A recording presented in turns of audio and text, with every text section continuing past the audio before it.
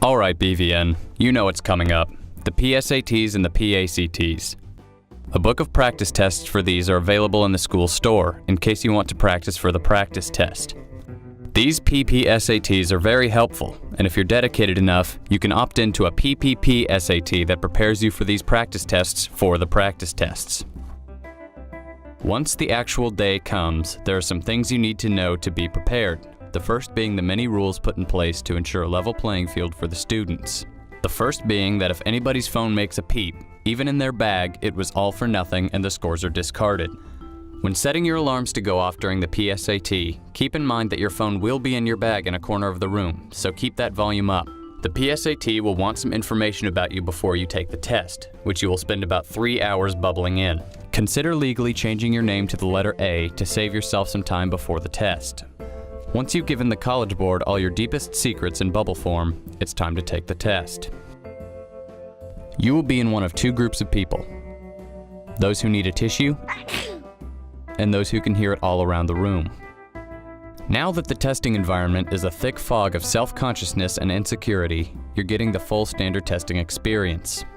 After the PSAT, you are expressly forbidden from discussing materials included in the test, unless you're one of the millions of students who decide to start making memes about exactly what they told you not to.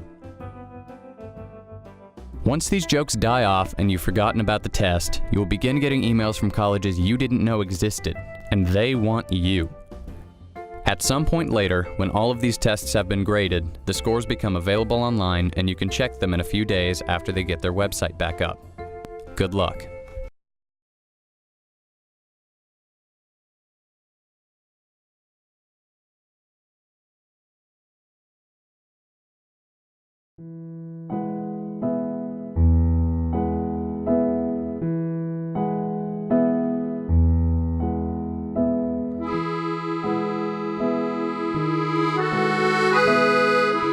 Everyone knows the number 2 pencil, but why do we settle for second when our number 1 is out there?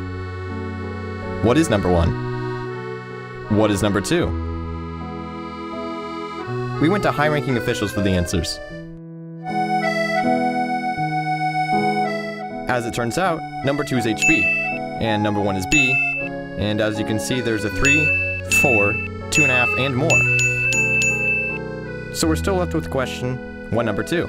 Well, science tells us why.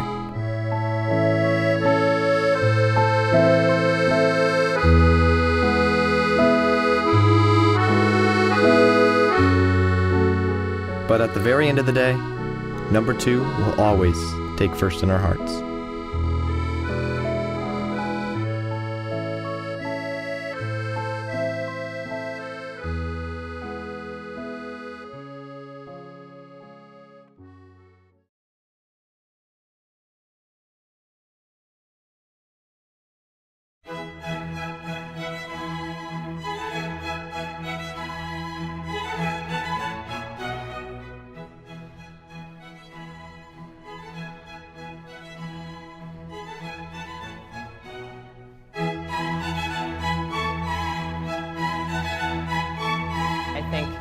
That tattooing, you know, in today's world where everything is really temporal and fleeting, and it sometimes can be hard to know what is and isn't real just because we just look at everything through the lens of computers all the time, basically, and tattooing is something that's still very, very real. It has a legacy that can be traced back really far, so that's what makes it really special to me. So.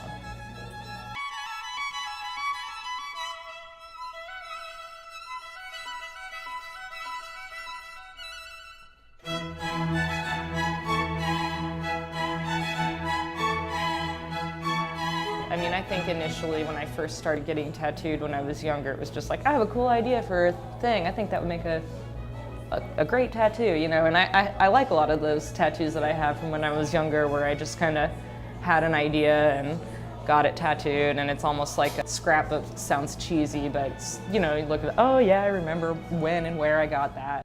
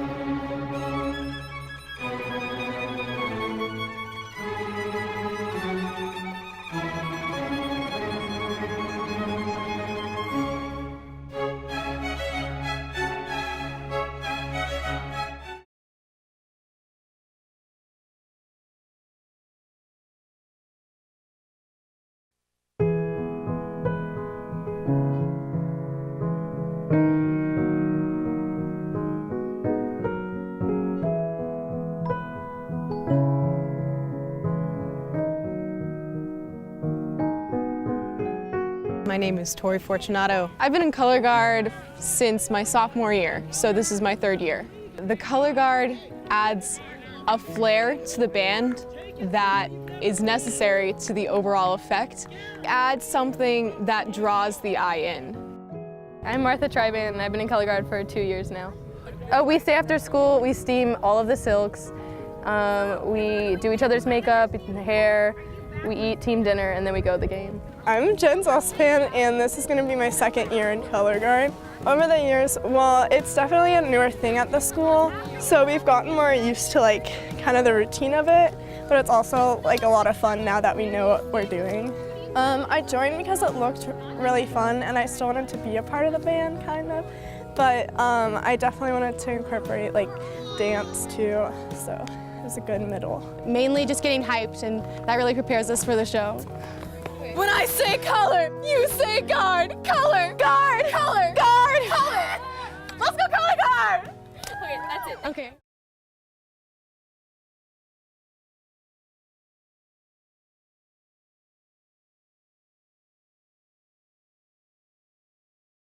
Here at BVN, we have many mysteries. Today, I, Matt Scowcroft, will go about uncovering the enigma that is Blue Valley North.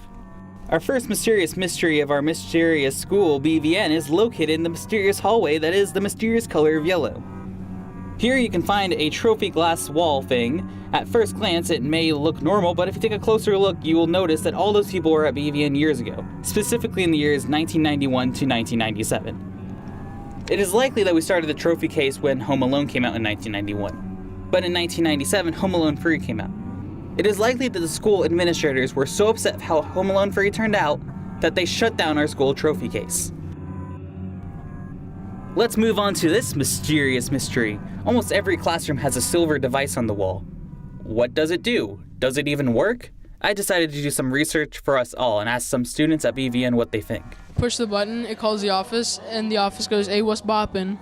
And then you gotta tell them what's bopping. Like if there's a naughty boy, you gotta send the naughty boy out. I think it's some kind of like button or something.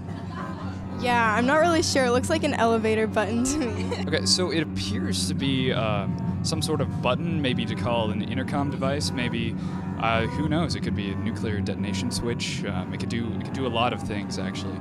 I don't know. It's a button. After doing some research, my best guess as to what it does is its purpose is likely to call students to be sent to the principal's office so that they can be expelled. Today is a new day, BVN. We now know the answers to the questions we have all had for our entire lives. You can move on with your life knowing the answers to those questions. Good job, Mustangs, we did it.